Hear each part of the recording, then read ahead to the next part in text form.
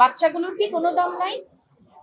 কারণ আজকে আমরা এতটা অসহায় হয়ে আমাদের কোর্টে আসতে হয়েছে। আমি মারিয়াম উম্মে আফিয়া রামু বলছিলাম। আমার বাচ্চাটা যে মারা গিয়েছে, আমি আজ পর্যন্ত সরকারের কাছে এটার কোনো বিচার পাইনি, কোনো বিচার পাইনি। আমরা অনেক ভাবে তাদেরকে বলেছি যে মানে এটা আসলে দোষীটা কে আমাদেরকে জানানো হোক। যে দোষী তার তো একটা শাস্তি অবশ্যই হবে, এই রাষ্ট্রে তো একটা শাস্তির ব্যবস্থা আছে, কিন্তু কেউ সেটা করে নাই। যে সরকার চলে গেছে সে শুধুমাত্র টিচারদেরকে ডাকছে, টিচারদের সাথে কথা বলছে। তাহলে আমার প্রশ্ন, শুধু কি টিচাররাই মারা গেল?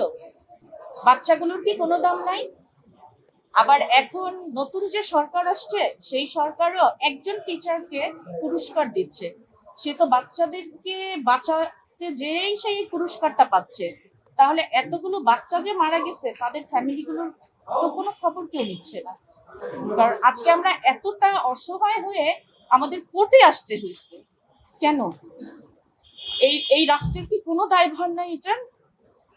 এই যে তারা একবার বলতেছে পাইলটের দোষ, পাইলটের উপরে চাপায় দিচ্ছে, আবার বলতেছে যে পাইলটের দোষ না। তাহলে আমরা কার কাছে যাব?